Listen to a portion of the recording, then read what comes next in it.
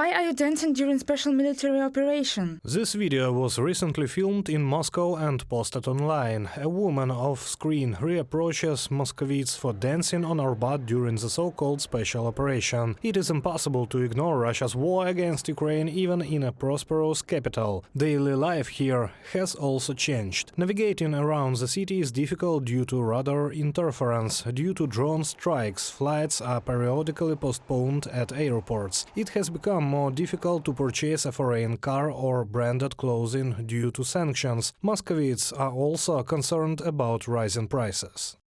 I had stopped buying red meat entirely, and that I could almost never afford to buy a whole fish. Just right now, in September, the prices rose tremendously because a lot is spent on war. Nina, resident of Moscow, in a comment for New York Times. In principle, everything is getting more expensive. Alexander, resident of Moscow, in a comment for New York Times.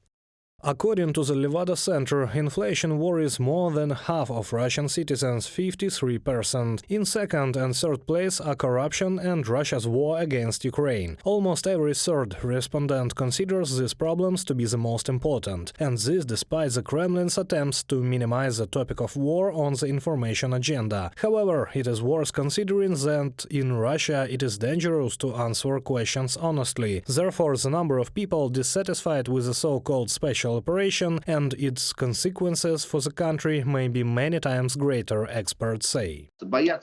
They are afraid, and fear on any issue that comes from outside has already been formed. Because the population is intimidated, they see perfectly well what happens to those people who do not follow the party line. Therefore, of course, no one here wants to attract attention to themselves or feel pressure.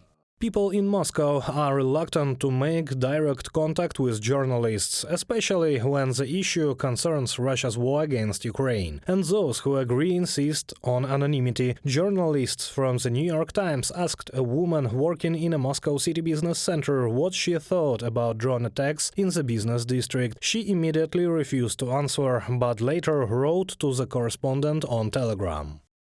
I couldn't say anything because at work they don't talk about a position like mine. I am against war and I hate our political system. I always hope that maybe someone will think about what it means to live under shelling and regret the loss of our normal life before the war. I don't regret damage to the buildings at all. Olga, resident of Moscow, in a comment for New York Times. The fact that Russians began to feel less protected due to the war unleashed by Putin against Ukraine is also evidenced by the results of a survey by the Levada Center. If last year only 6% of Russian citizens were afraid of explosions, today this figure is 17%, and it is growing monthly. Reported by Serhiy Kulias, Vasyl Panasiuk, UATV News.